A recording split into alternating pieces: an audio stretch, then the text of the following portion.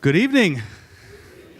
I welcome you all in the name of the members and friends of Countryside Community United Church of Christ, and welcome you who are physically present here, and also those of you who are joining us on the internet. We are live streaming this event this evening as well. I'm Eric Elnis, the senior minister, and we have been very much looking forward to Tom Barron's coming here this evening. We at Countryside Church are really very much in a mode right now where imagination is really important. And so having someone who is a master at the imagination is important to us. I'm reminded of actually an essay called Masters of the Imagination, written by an author named Eugene Peterson, who writes this way. He says, "When I look at a tree, most of what I see, I do not see at all. I see a root system beneath the surface, sending tendrils through the soil, sucking up nutrients out of the loam. I see the light pouring energy into the leaves. I see the fruit that will appear in a few months. I stare and see the bare branches austere in the next winter's snow and wind. I see all that, I really do. I'm not making it up. But I could not photograph it. I see it by means of imagination. If my imagination is stunted or inactive, I will only see what I can use or something that is in my way. Right now," Peterson concludes, "one of the essential Christian ministries in our world is and I would say ministries of any faith, is the recovery and exercise of the imagination. Ages of faith have always been ages rich in imagination. It is easy to see why. The materiality of the gospel, the seen, heard, and touched Jesus, is no less impressive than its spirituality, faith, hope, and love. Imagination is the mental tool we have for connecting material and spiritual, visible and invisible, earth and heaven." If you are new to Countryside Church, we want to especially welcome you and thank you for coming. And we invite you to join us afterwards for some refreshments in the narthex. And also, if you are new here, you may want to know where the restrooms are. They're just out to the left and make another left, and you're there. If you have one of these in your pocket, if you wouldn't mind either turning it off or to vibrate, that would also be appreciated. And at this time, I'd like to invite forward our director for the Center for State Faith Studies, Kelly Keller, who will introduce our speaker. Thank you, Eric. And thank you to all of you for coming out this evening.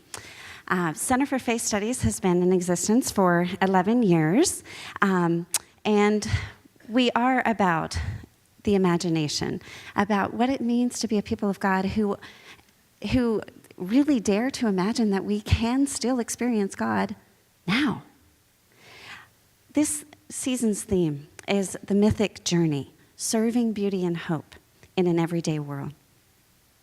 Our speakers are unified in this understanding that it's not hubris to imagine that our lives and our choices matter. We all, at some time, or maybe many times, will be faced with a choice that may have an epic consequence for ourselves and others. We very well may. This evening, I am so very honored to invite Tom Barron to speak with us this evening. I have many fond, warm memories of reading his books to my children, now 18 and 11. Not so long ago with the 11-year-old. We've just finished one series, and we're about to start Atlantis Rising, aren't we? But reading these wonderful, rich books that sparked the imagination, but also, I very much believe, helped me raise children who believed that life was to be well lived and for others. That I did that helping of their moral character, not only through the Bible and through church, but through fantasy novels. And I just really thank you for that help with my sons. Barron's books have been translated into many different languages, and I didn't know one of them was Chinese until today, so he's even being read in China. He's been awarded the de Grummond Medallion for lifetime contribution to children and young adult literature. And if that weren't enough, Barron's roots in ranch country in Colorado and a marvelous mother who wanted to read the story of the mountain makes him an ardent advocate for conservation. And he established the Princeton Environmental Institute out of that and does a lot of work. And his own children are continuing that work in the environment, so it's definitely deeply rooted. In 2000, he founded the Gloria Barron Prize for Young Heroes, annually honoring and encouraging 25 highly diverse, public-spirited kids every year. Tonight, we have invited Mr. Barron to distill for us the wisdom of Merlin, whispers of the ancient and the sacred, to encourage us all to bravely live the meaningful life. Please help me welcome T.A. Barron.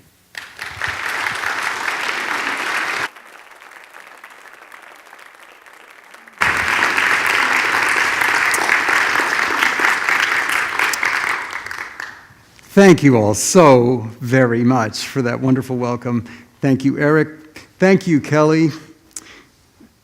And most of all, I want to say thank you to this church, because the community church, the Countryside Community Church, whose various outreaches I have at least sampled in the last 2 days, is so wonderful, so impressive. I've met with, I guess I should say, I've met with people who are young at heart, who might be 8 or 88, and everything in between, and had a wonderful time just being introduced to your great and diverse community. So thank you for including me in it and inviting me to share some stories with you. I'm just truly delighted to be here. You've even fed me, which is not usually the thing that you do with wandering bards. You usually see them perform and then feed them. But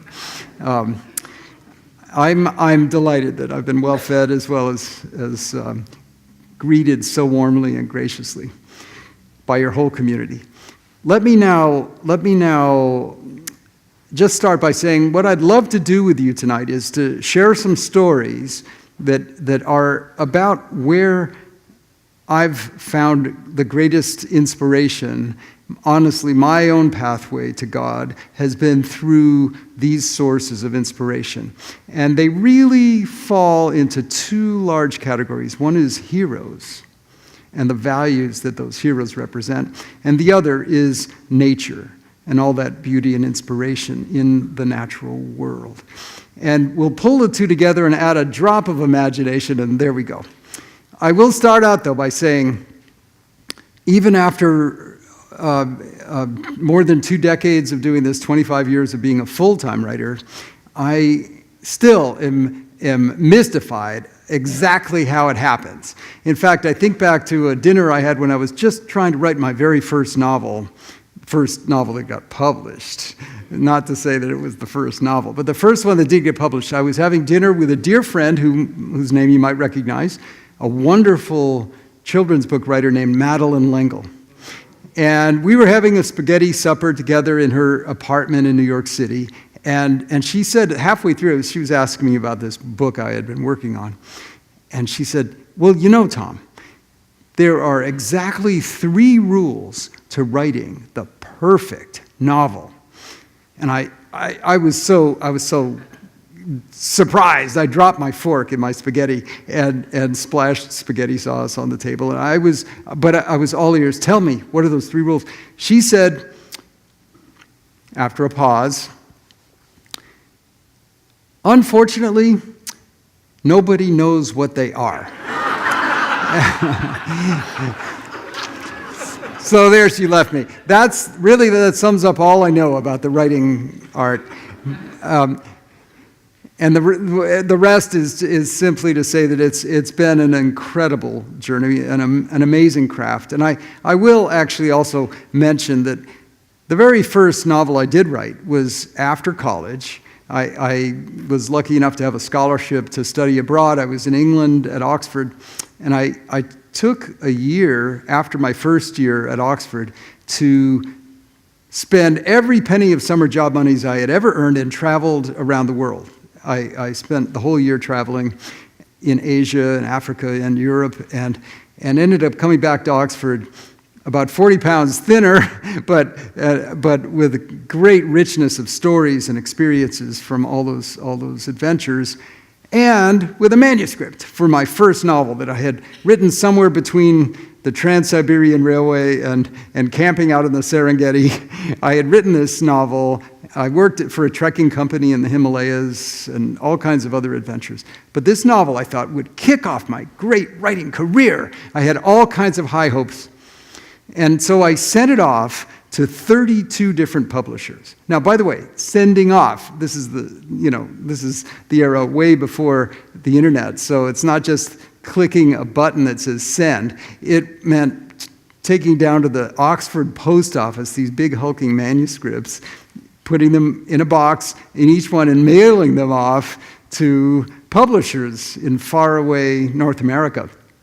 Well, but I thought, it's okay, it's worth all that, and it's like the lottery, right? The first one who wins is the publisher who contacts me before anybody else and says, you're our man, you're the emerging, budding young author we've been looking for. So I waited patiently, and after a couple of months, I started getting letters in, and I guess you could say this first novel had a terrific reception.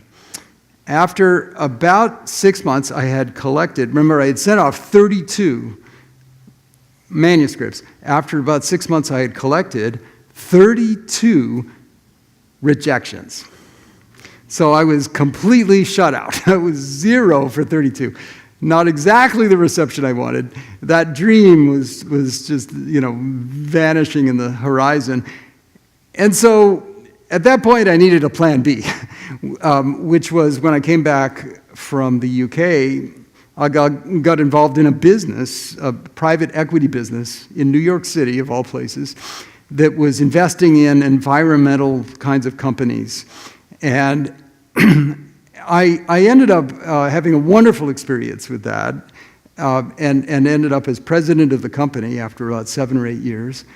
And it was a busy time. We had a publicly traded arm. I had more than 10,000 shareholders to think about. We had all kinds of investments, and yet something was wrong with this picture.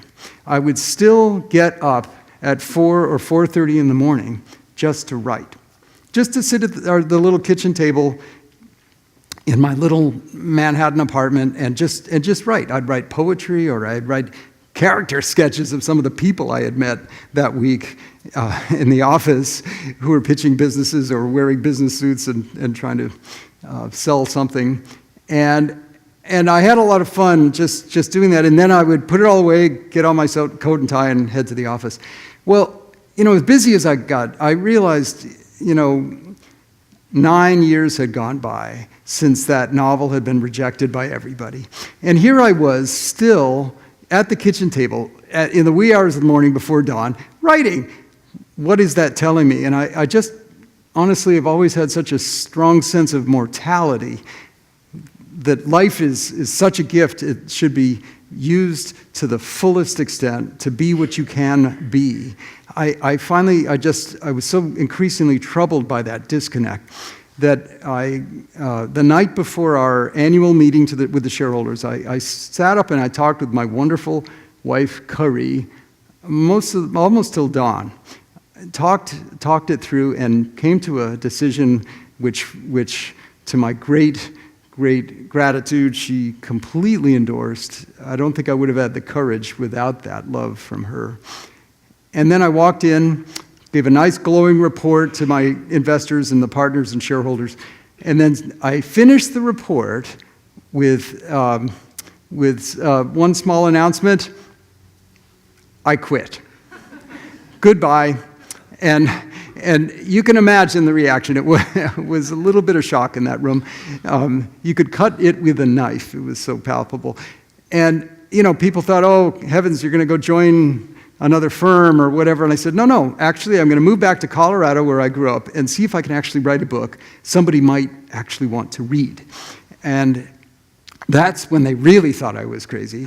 I had people coming up and giving me the business card of their therapists so that just in case I was going to jump off the Brooklyn Bridge or something. But, and we were just raising a second fund. There were all kinds of happy investors who wanted to invest in that. But I knew this was something I really had to try and really do. Here's the real point. People ask me often, wasn't it scary to leave a paying job and just try to see if you could do this when you had zero evidence? I was negative 32 in the batter's box on this. And the answer is, of course, it's always a little scary to change what you're doing, to move or switch jobs, or it's always a little scary. But that fact of changing job and location wasn't nearly as scary to me as the idea of growing old, becoming to the end of my days, and just knowing when I looked myself in the mirror and honestly asked myself, just knowing that I really had a dream and I never had the courage to pursue it. That was a much more frightening thought. To come to the end of life when one's hourglass is almost run through, and to know I'm out of time, but I never had the guts to really just try, and I let those 32 rejections defeat me. Well, anyway, I only mention that to say that decision to quit and try again to see if I could write was this month, 25 years ago, and 32 books ago. So you know how it's happened, how it's turned out. And honestly, in that time, more wonderful things have happened to me that I ever could have dreamed about. But it's why I'm a real believer that we do have this wondrous, God-given opportunity we call life. And so let's use it to the fullest. In fact, the way I often think of it is this. We are invited to see our lives as a story of which we are the author. So tell it true and tell it passionately and make it the best story we possibly can. I really think that's what life's about in its sum. Now, let's have a little journey together. I'm going to adventure to some imaginary realms and also introduce you to some heroes, real life and fictional, and then also spend a little bit of time in nature with all of you. So, with all these great imaginations, I know we're going to have a great time. Let me start where I grew up, here in the mountains of Colorado. This is a picture I took from our way off the grid mountain cabin a couple of summers ago. And this drawing gives you a sense of that childhood. We had a big apple tree on our ranch. This was drawn by my 7-year-old daughter when I was about her age, sitting under that apple tree, trying to write poetry, or I even had a little kids magazine that I published when I was in 5th and 6th grade. Oh, it was great hit was the expose I wrote about the secret truth of what really goes on behind the locked doors of the teacher's lounge. You can imagine, that generated a lot of interest, not just among my fellow students, but among the teachers especially. Turned out that little romance between the home economics teacher and the gym teacher that I was imagining actually had some truth to it. So I got into a little hot water for that. But it was my first bestseller, I guess you could say. Now, in all this, I've had just such great inspiration. And one of those people I have to state right at the top of the list that I was so lucky to have in my life, and she's still with me in spirit, is my mother. This is a picture I took of her at the ranch with a golden eagle. And you can see just that connection between the two of them. She was a teacher for her whole life at the Colorado School for the Blind. And one of the things that she did, Gloria Barron was her name, one of the things she did was to create a museum that was touchable. a touchable nature science museum for the kids in the school. And so she had all kinds of animals. She had a network of wildlife officials and taxidermists and others and people who would contribute animals who had died in whatever way and then could be stuffed and mounted. And the kids would come and they would feel, the wing of an eagle, and suddenly you'd see on their faces this discovery of, wow, so that's what an eagle is. And that would be right next to a hummingbird. And they would have that same immense delight. This bird can really fly thousands of miles and every year migrates. All of those there was even a polar bear that someone in Alaska had contributed. There were all kinds of things. Anyway, she never wanted any credit. She never wanted any fame. All she wanted was to see that look on those kids' faces. And it struck me that that's what a real hero is. And that's why the prize that you heard Kelly mention, which I'll talk a bit more about later, I named it after her. I named it after my mother for two reasons, really. One was that I never, ever missed a chance to embarrass her whole life. And this was another opportunity to do that. But honestly, the bigger reason was I wanted to make the point that real heroes, the genuine heroes, are right here among us all the time.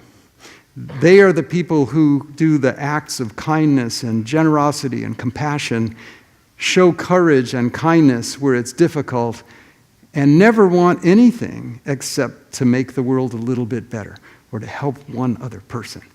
That's true heroism. And I will also say it's especially important in this era, and I'm speaking now as a dad more than as a writer. It's especially important because I feel we are very, very confused as a society about the difference between what is a hero and what is a celebrity. And you think about the mixed message we give to our young people and the disproportionate amount of time that gets spent on the celebrity side of things and how little time we spend celebrating those quiet, unsung heroes all among us. That's part of why I've wanted all my stories to be about heroic young people. And some of them, as you'll hear, are nonfiction stories. But before I share some of those fiction and nonfiction stories, let me also now introduce you to my board of advisors.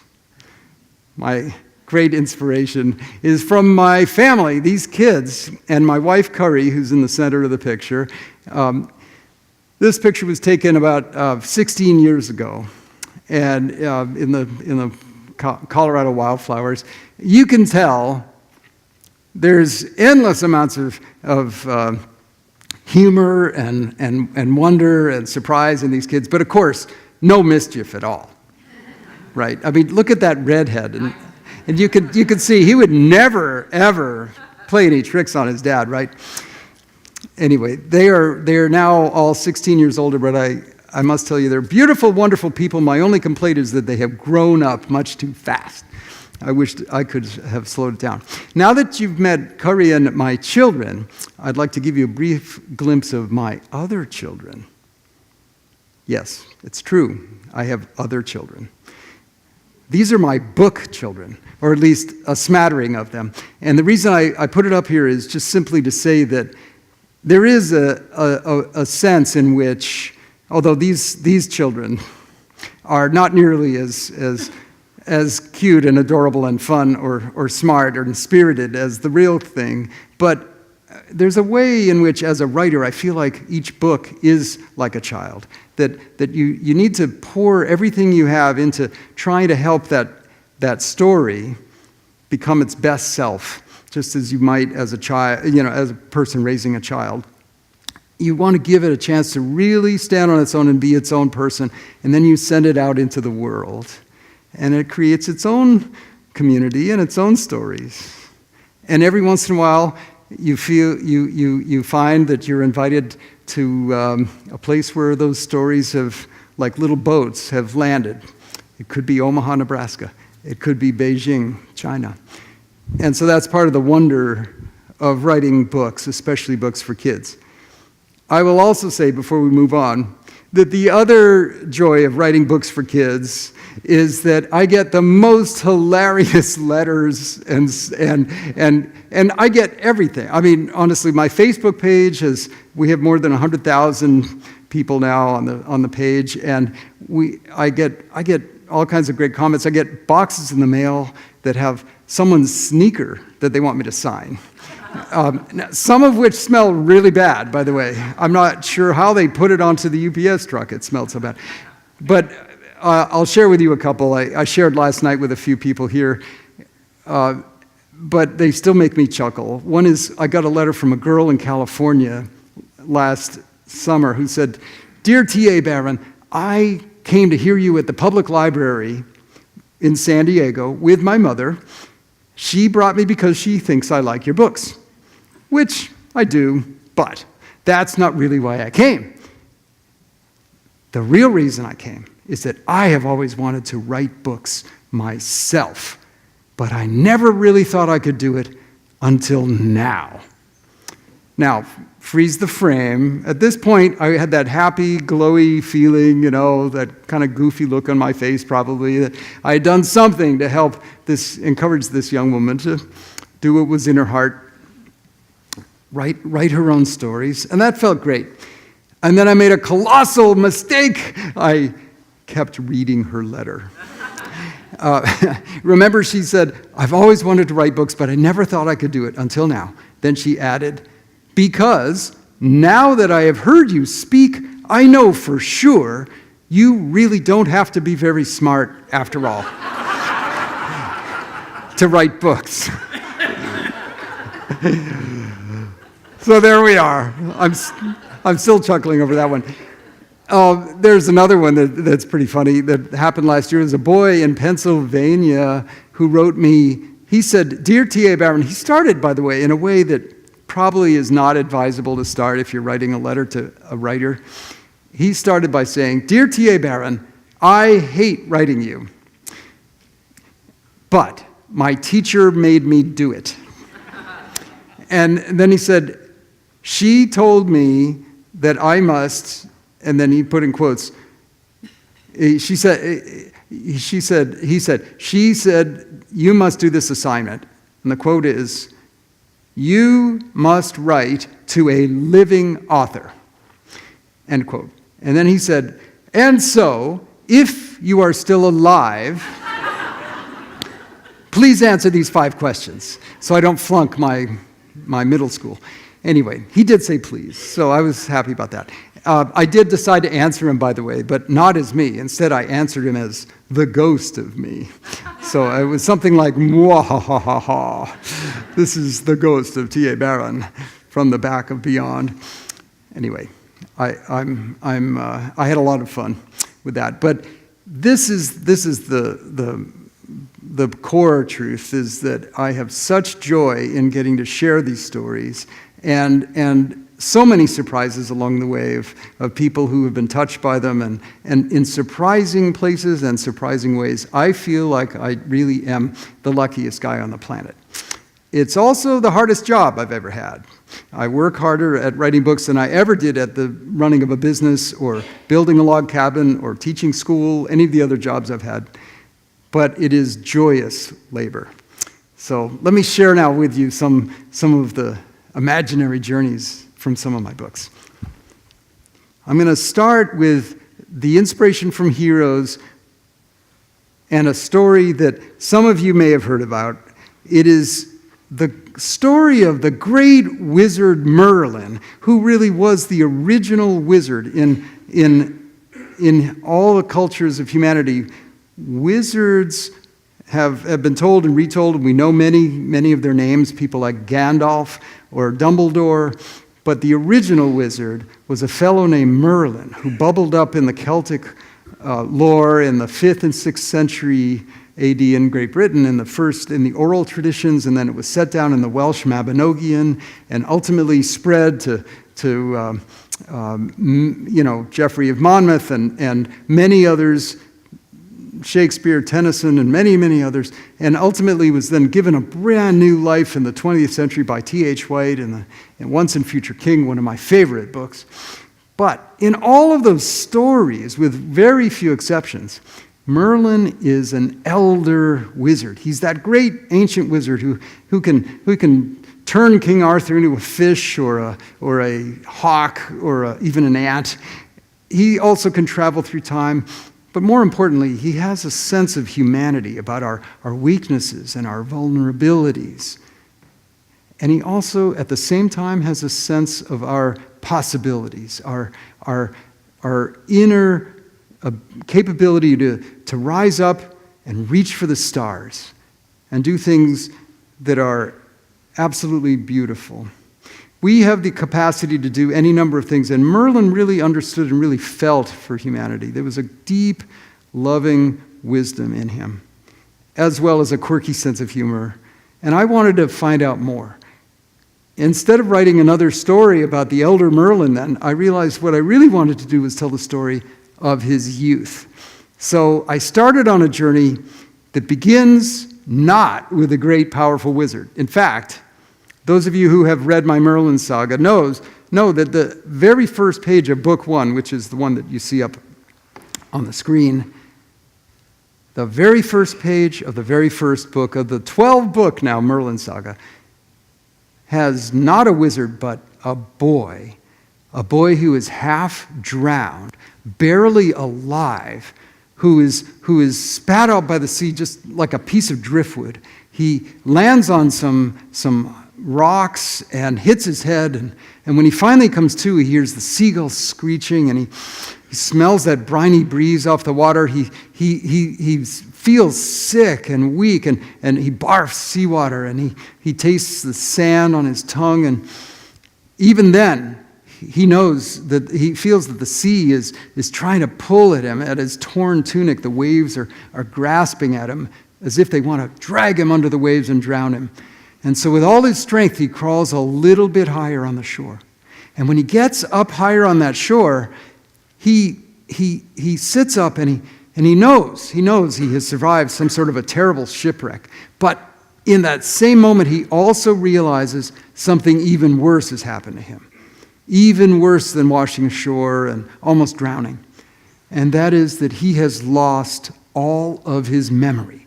Every last bit of it. He's lost everything he ever knew. He doesn't know where he grew up or who his parents were or what his childhood was like. Get this, he doesn't even know his own name. And that's where his story begins. So if you were to walk over onto that harsh and rocky coastline on that day and saw that young boy, that boy who is totally lost, he's weak, he has no memory, he has no home, he has no name even, no identity at all. It would be understandable if you thought, that kid has nothing. But in fact, that wouldn't be true, because he does have something. He has a spark down inside, a spark that's alive and still flaming. It's small, it's troubled and weak, but it's still there. That's the spark of life and of a potential hero. And if he can survive that day, and by the way, the worst is yet to come that day. If he survives that day, and he survives the journey and the adventures that lie ahead of him in the next 5 books or so, he will experience that spark growing into a fire and into eventually a great bonfire that will light his name down through the centuries as the greatest wizard of all times, the fellow we call Merlin. And so I invite you to enjoy those adventures. By the way, the Merlin saga books about young Merlin are being made into a movie now by Disney. And I'm so excited because Disney is really taking the care to pay attention to the uplifting, heroic values that underlie the story. And so I think it's going to be wonderful. Of course, it's going to be a great movie, but as we know, movies are never as good as the books. So support the bookworm bookstore and enjoy the books. Now, I will also say that I had so much fun with young Merlin's adventures that I actually wrote a trilogy afterwards about Merlin's great friendship with the most powerful dragon ever. I mean, this is a dragon, if he just merely stirs, he can demolish a mountainside. He's so huge in his powers. But I should also mention, one little detail. And to do this, actually, I need some help. How about Daniel? Would you be willing to come up here and help me with something? If you haven't met Daniel, he's a young wizard, I could tell. Now, Daniel, not to put you on the spot here, but this is going to be very difficult. I think you can do it, though. Can you raise your left hand up high? Okay. Now, close down all your fingers except your little finger. This powerful dragon, this dragon who's the most powerful in the universe and Merlin's great friend, is only as big as Daniel's little pinky finger. No kidding. Thank you, Daniel. I knew you could do it. Now, therefore, in the cover here, which is the cover of the original hardback, that big, scary dragon you see on the cover, he's not the one. The one I'm talking about, who's Merlin's friend and the most powerful dragon of all, is the little teeny weeny one who's sitting on the other dragon's tail in the foreground. So I invite you to have fun with those 3 books. They are now books 6, 7, and 8 in the Merlin saga.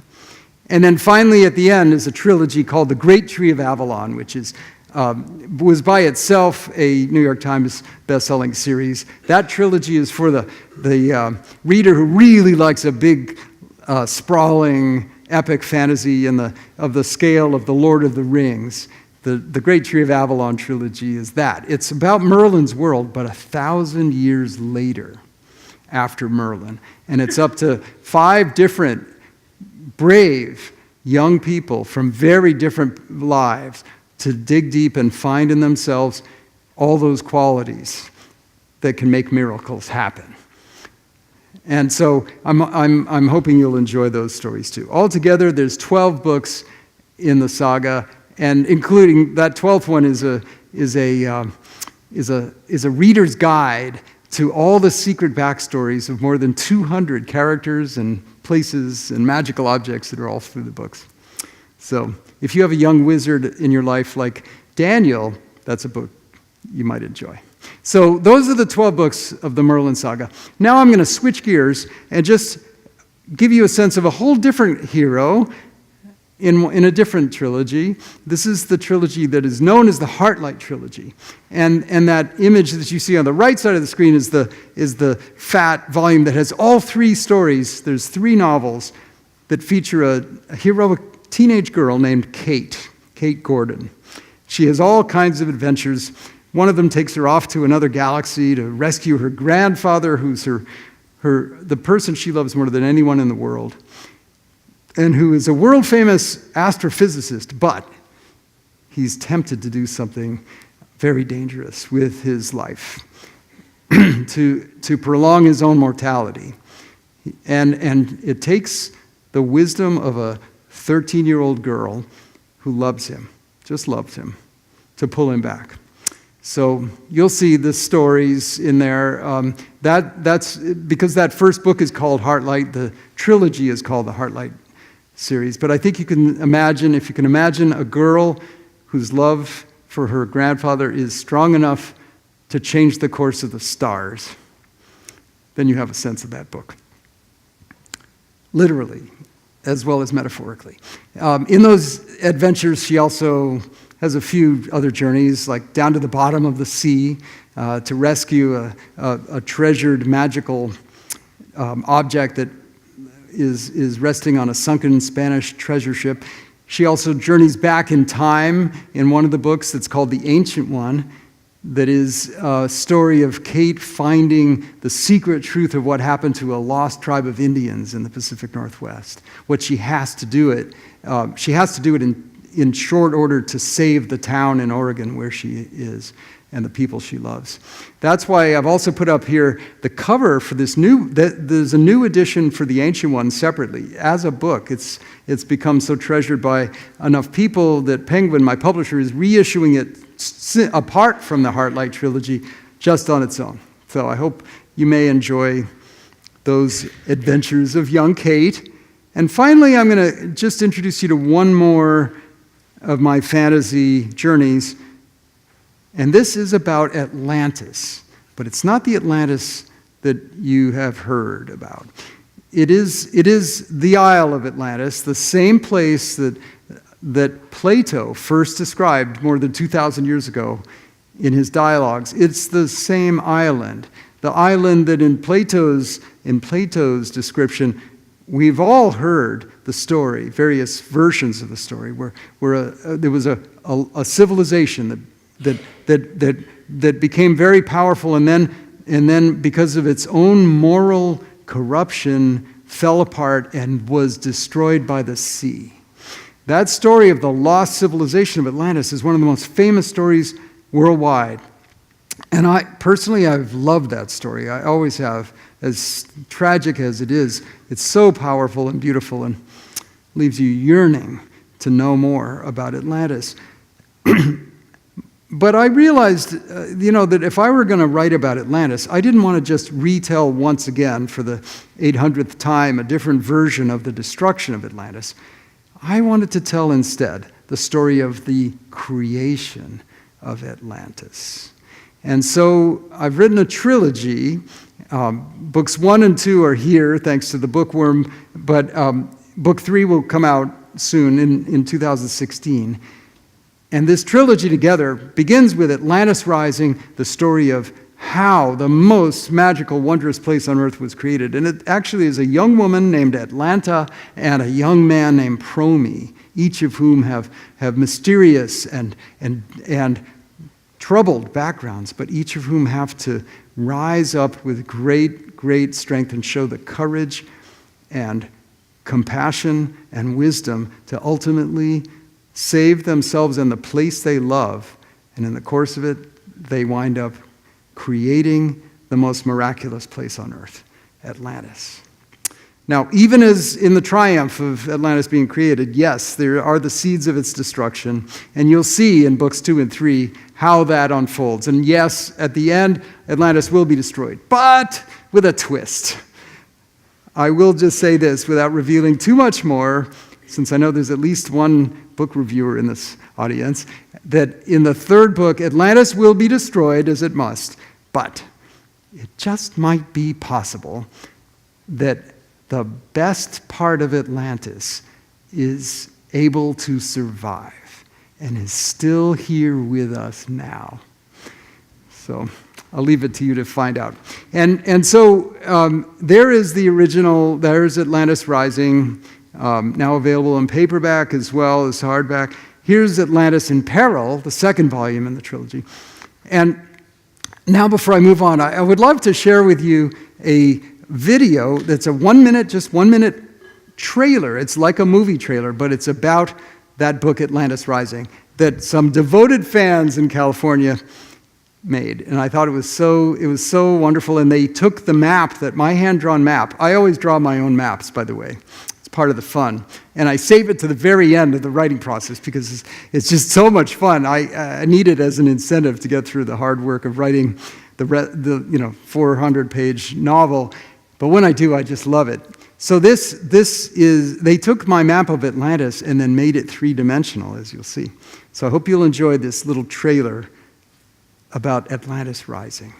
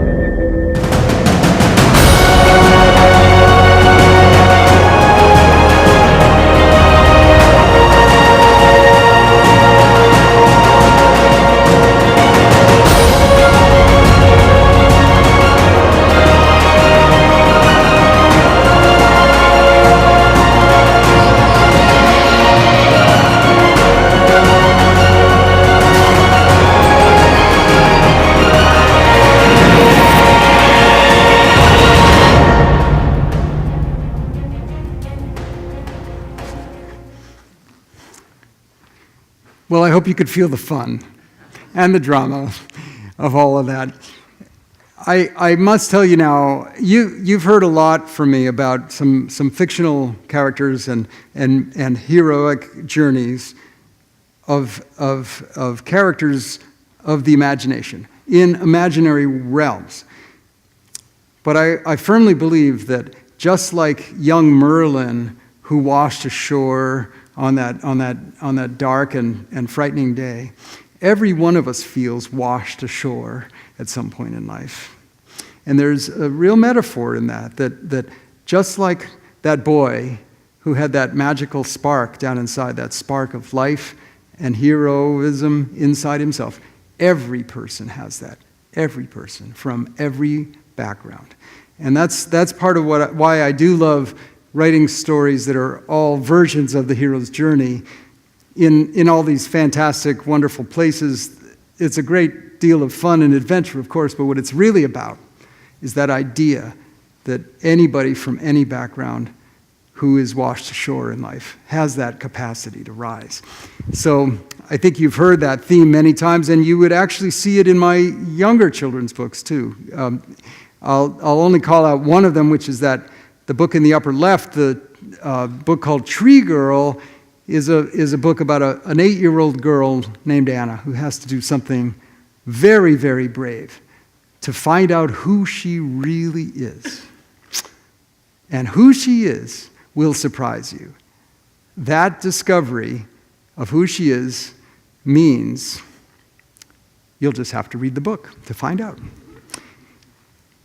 And the same is true with my picture books as well. Now I'm going to shift gears here to real-life heroes and just point out one particular book that's inspired, as I said, by that confusion we have about the difference between heroes and celebrities. I decided about 12 years ago to just stop writing the novels and really honestly dive into the stories of real kids. And I'll tell you who inspired me to do that was a girl in Ohio who came up to me after I had spoken to her high school in an assembly. And she looked at me. She waited until everybody else had gone, and then she looked at me with a very kind of cold, cynical look, and she said, "You know, people like you write these stories about young people, girl or a boy, who they save their family or they save their community. They might even save their world. But I know how it really works." And I said, "Well, heavens, I'm 40-something and I have no clue how it really works. So please tell me." She didn't crack a smile. She just said, "Here's how it really works. People like you write these stories, but they are fairy tales. And that kind of thing where kids make that kind of difference only happens in fairy tales." And she said to me, "In real life, kids don't mean squat." And then she turned around and she walked off. Well, I was stunned. I'm glad she walked away because I had no words to say to her. And I thought about her for the next 2 weeks throughout my whole book tour. I thought about that girl. And I realized that all these wonderful fictional characters that I've been writing about really aren't strong enough medicine for a kid like that. What that kid and so many others need is stories about real heroes, real live kids who have been washed ashore in their lives and had to dig deep and find in themselves the courage or compassion or generosity or faith or hope to make a difference, and not only save themselves, but to make the world a better place. So I wrote this book, The Hero's Trail, which is really, it's like Profiles in Courage, but for kids. And it's filled with stories of more than 150 stories of real live kids who have risen above incredible challenges. Some of them are kids whose names you would recognize, kids like people like Helen Keller or Anne Frank or Stephen Hawking, and others you may never have heard of. In fact, half the book is kids who have really received very little attention, but whose heroism is quite inspiring, nonetheless. So these stories, I hope, are really the kind of vehicle to convey the idea of the possibility of every child's potential to do good in the world, without ever saying that out loud. It's all about, look at this young person and what courage she showed, or what deep, true compassion, or what wonderful faith, all wrapped together in this book. So I hope you'll enjoy The Hero's Trail, which, by the way, is my own Colorado hiker guide metaphor of the hero's journey. Because I really do believe that on this wonderful walk through life that we all get to have, our heroes are the trail guides. They are the ones who give us a sense of just how far we can go and just how high we can climb. So enjoy those kids, and know that I'm hoping someday that I'll meet someone in Ohio who says, you know, I came to a high school assembly once and couldn't believe it, but the stories you told might have helped me. I would love to learn that someday. In addition to writing The Hero's Trail, I actually founded a national prize. Now, this is 15 years ago. I named it for that wonderful gal I told you about, my mother, Gloria Barron. It's called the Gloria Barron Prize for Young Heroes. And as Kelly told you, we celebrate and turn the spotlight on 25 wonderful kids from every background every single year.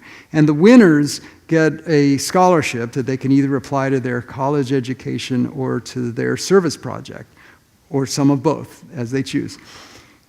But the whole point of the prize really is just simply to turn the spotlight on these great kids so that their stories will get out there, and I hope maybe shift the balance a little bit of this tilt between heroes and celebrities. Let me now just show you a very quick, also 1-minute trailer that's about a documentary film that I produced featuring 7 of the winners of the Barron Prize. So you can meet them yourselves. Here they are. I would define a hero as somebody who gives more of themselves than they take, who's always thinking about the people around them, who's really just working their hardest to do what they can to make the world a better place. I think that kids should know that they should dream big.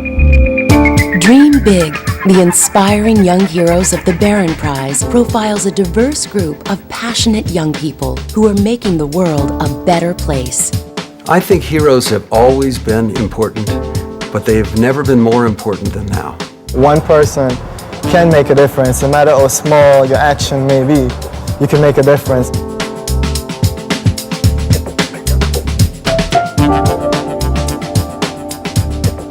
I think that I've really not inspired people by doing things that they can't, but instead I think that I've just shown them that they can do incredible things, and that me, just a normal kid really from middle of nowhere who uses a wheelchair, can't stand up, can do some things that really make a difference in our people's lives. These 7 young heroes, all winners of the Barron Prize, are using courage, creativity, and commitment to address a wide range of environmental and community problems. Today, more than ever, people are disconnected from the natural world, and we're suffering as a planet because of that. We have to start cleaning up the earth, or else our grandchildren and our children are going to have to deal with it. We have in our midst, though, young people who have connected the dots and realized that if we can take care of our planet, the planet will take care of us. Dream Big also includes an in-depth interview with Jane Goodall, who speaks about her dreams and inspirations as a young girl and encourages young people to change the world. Where other people said, Jane, dream about something you can achieve, my mother said, Jane, if you really want something and you work hard and you take advantage of opportunity and you never give up. And I get hundreds of letters saying, Jane, you taught me that because you did it, I can do it too. To me, a hero is a person who decides that there's something that they can do to better their life or to better someone else's life, and they make that happen. They make it possible. I think a hero is someone who has the courage to do what's right.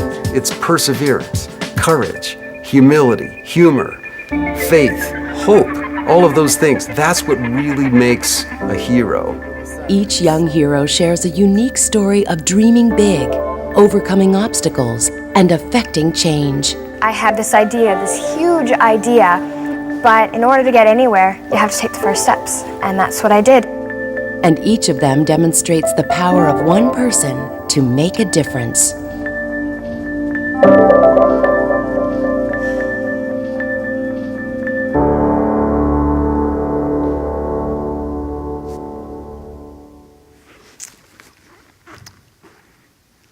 Well, let me just add one thought. By the way, that film, Dream Big, is available free. I send it for free to anyone who is an educator. So if you know any teachers or librarians or homeschoolers count, anyone who is a teacher of young people, all they have to do is go on my website and I'll send them the Dream Big documentary and a nice classroom guide about questions that help stir a conversation about heroes for free. Let me also just say that in this day and age where we live, it's awfully easy sometimes to feel despairing, to feel worried, very deeply worried about the state of our world. But I promise you that if you visit the website and click on Meet the Winners of this prize, just scroll down through some of these wonderful young people's stories. It will renew your hope. These kids are fabulous. I know they pick me up every single year. I'm amazed how many wonderful, public-spirited, courageous young people there are out there. And so that's, again, what the whole prize is about, is to spread the word of those stories. So now, I'm going to switch gears, and I'm going to actually save to the end, if anyone is interested, a little story about a starfish that I think sums up really what heroes really are about. If you'd like me to tell that story, just ask me at the end in the questions. But I want to now switch to inspiration from nature. And let's go for a walk together through this idea of the natural world and what it does for us, and also what it needs us to do for it. That photograph that is up on the screen now was one of the most famous photographs ever, and I would argue perhaps the most evocative and powerful photograph ever taken. Because once you have seen the Earth from space, once you saw that view of the Earth rising, and you see all that darkness behind, you realize this is such a precious blue jewel, this planet of ours.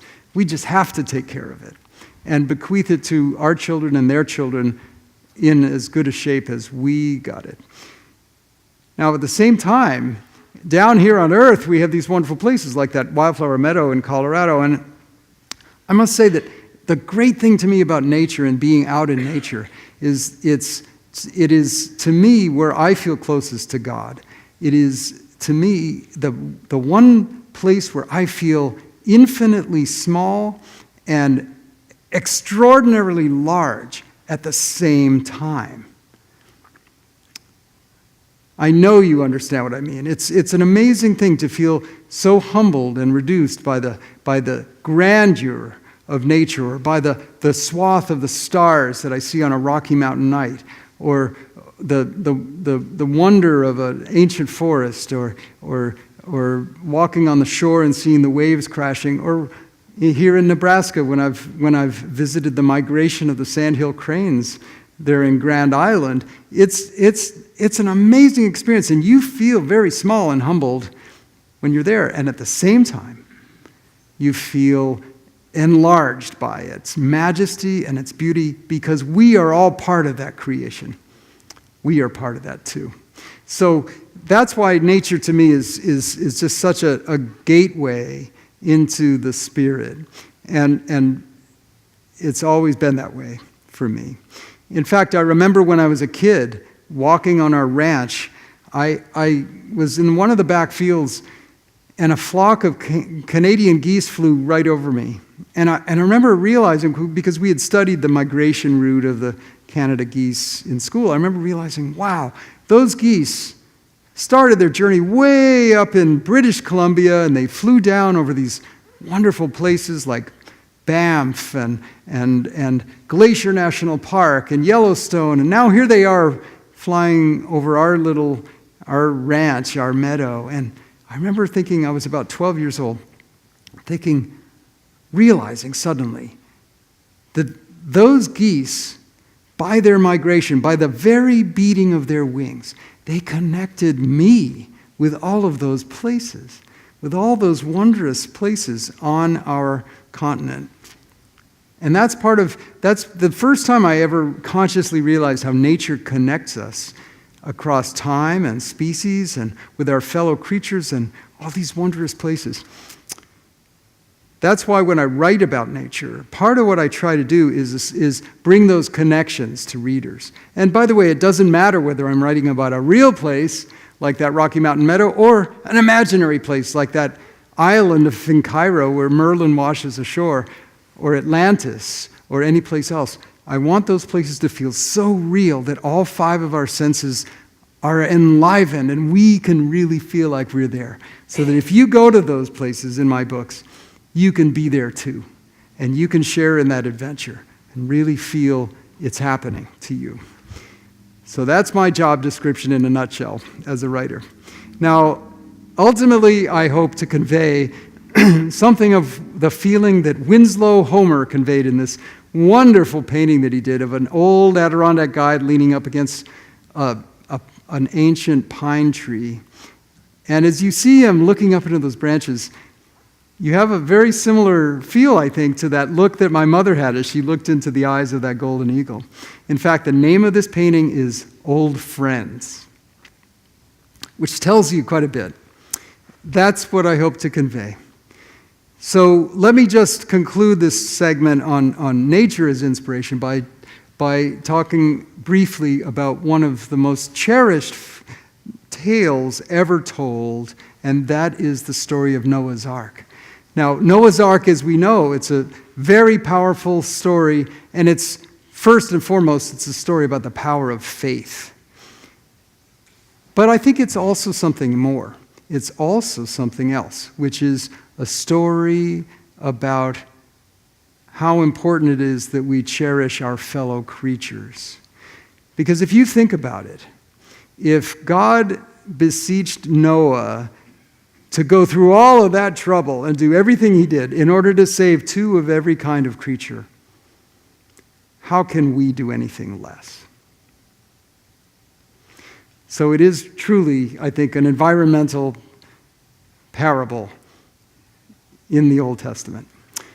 So now, having heard some thoughts about heroes and nature as inspiration, I just want to summarize by saying whatever book of mine you pick, whether it's one of these or some of the others, honestly, I hope you'll see without any difficulty that inspiration that's come from heroes and from the natural world.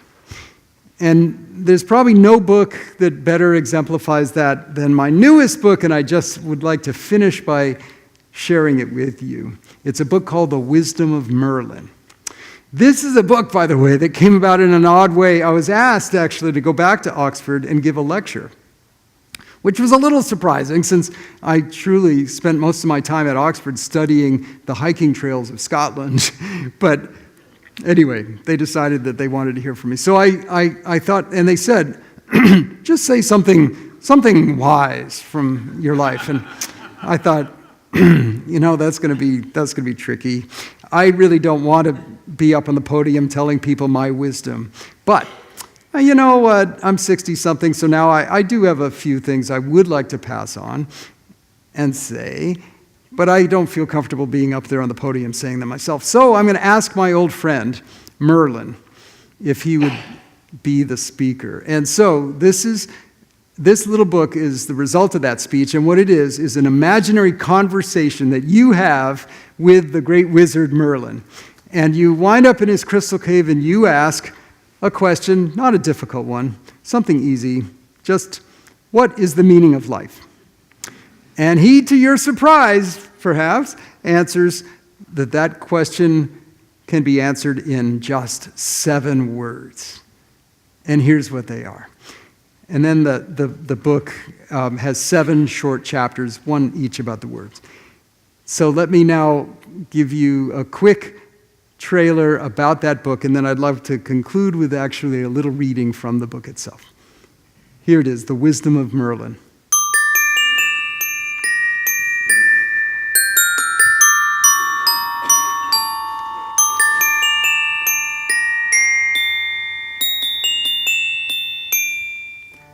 I have written so many books about Merlin that sometimes I feel like I've actually met the great wizard. And who knows, maybe I have. If I met Merlin in his crystal cave, I'd ask him just one question. Not a big question, mind you, just what is the meaning of life? And if there is any meaning, how can I find it?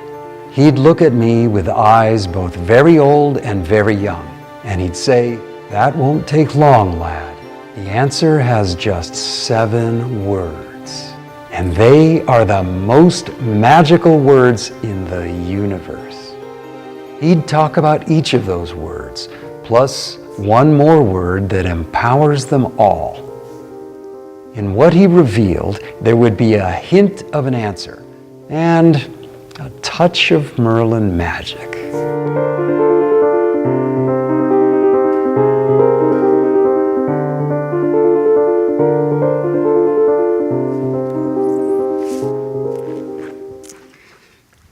Well, there you go.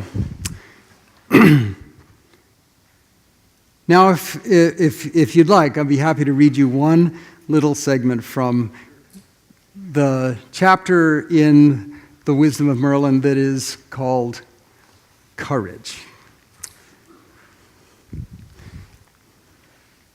By the way, the first word is gratitude.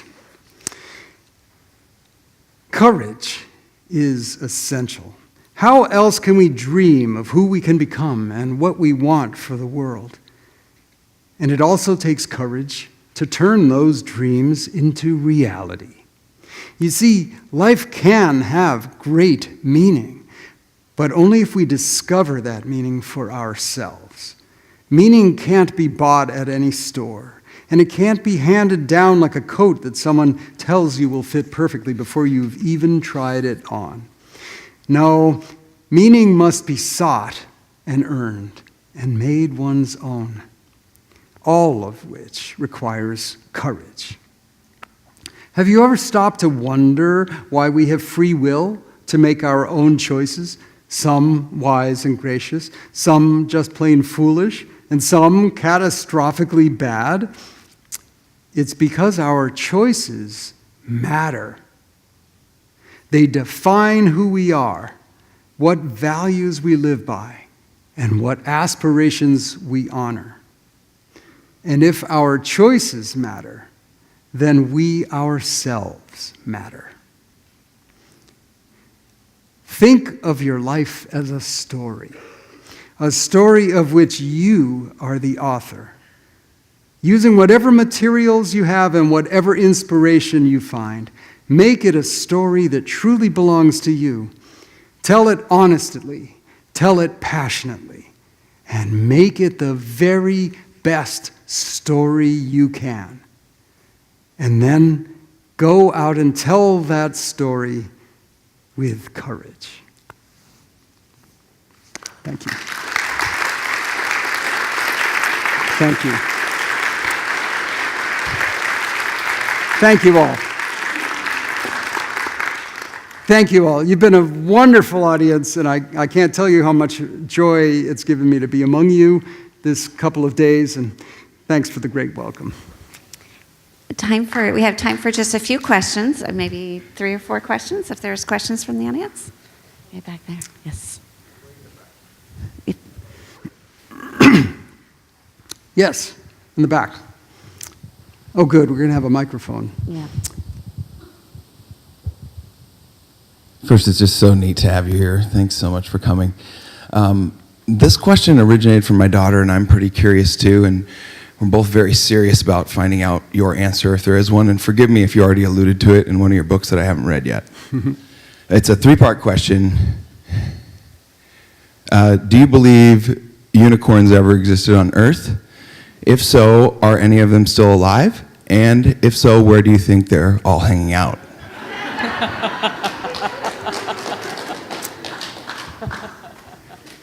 That's a wonderful question.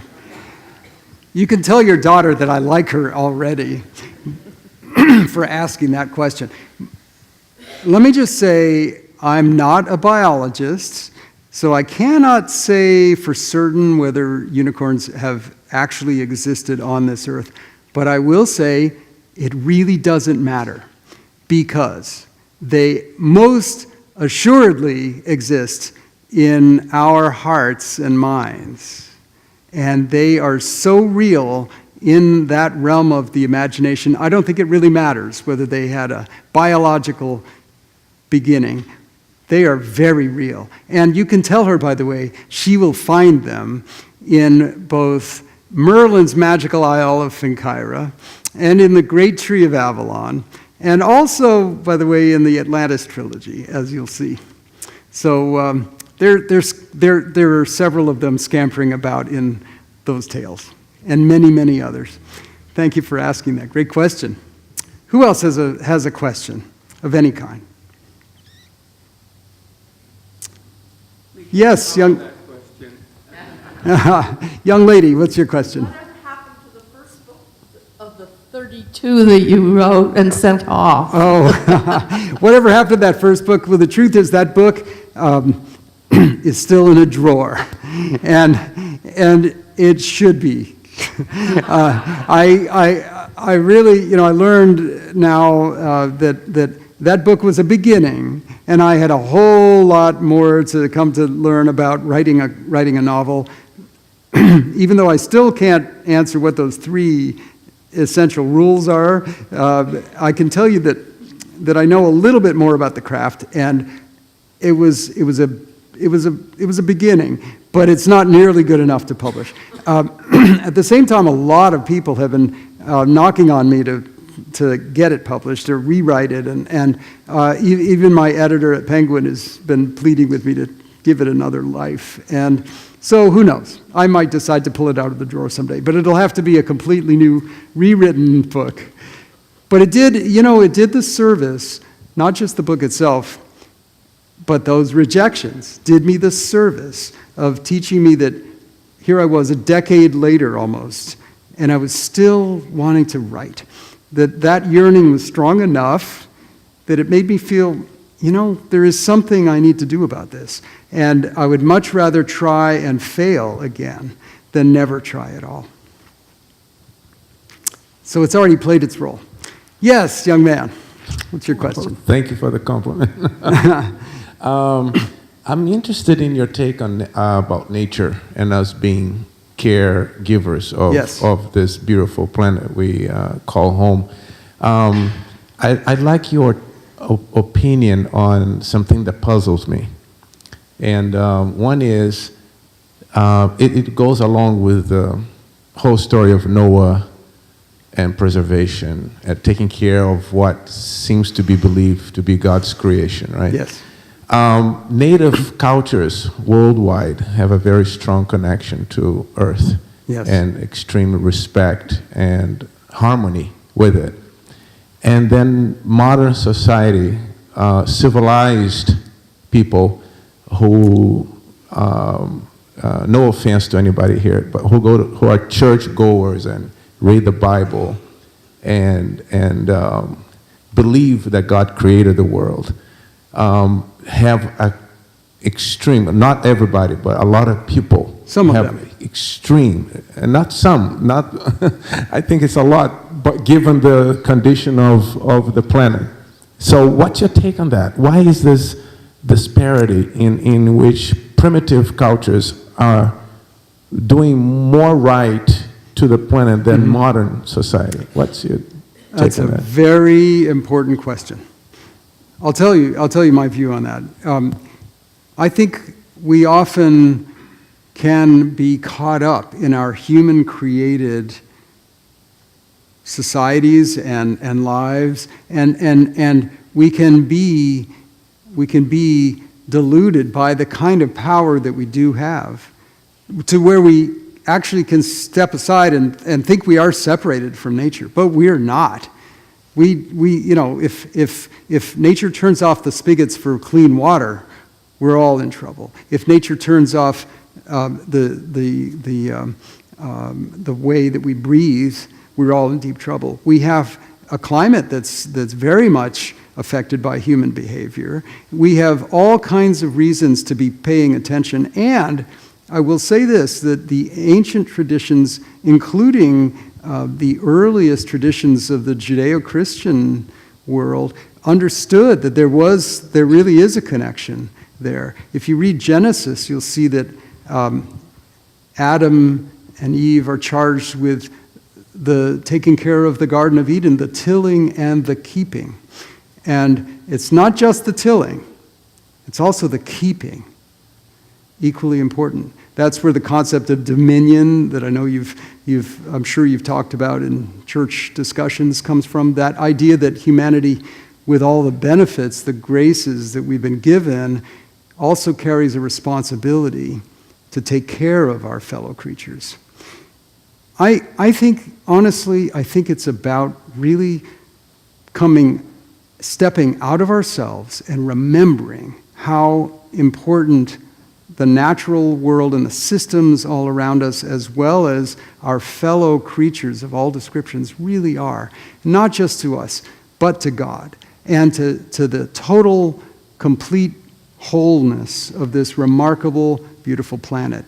And this is part of why it is very upsetting to me to see how young people in particular, but not just young people in particular, though, are distracted by those devices or by human-created artificial markets and advertisements and commercial life and all manner of other things. The more disconnected we get from the natural world, the more trouble we are in. And so I think we can take some real wisdom from those indigenous cultures from all around the world, those early peoples who didn't quite yet have the power where they could separate themselves yet from natural worlds and natural systems. They were really, really subject to all the interactions with nature that happened on a daily basis. And they didn't forget because it was woven into their lives. It was also woven into their mythology and to the tales they shared and their sense of the Great Spirit. So I think there's a great wisdom in that we can rediscover and need to, or we're in deep trouble. Thank you for asking. Okay. We have time for one more question. No, we don't. We gotta move on. I'm going to say, all right, I think our questions are over, but let me just finish by thanking you all so much for the warm welcome you give me, for the great audience you've been, and for all the times that we've shared this last couple of days. I hope you'll have as much fun on these adventures and sharing those stories with others as I have had in sharing them with you. Thank you.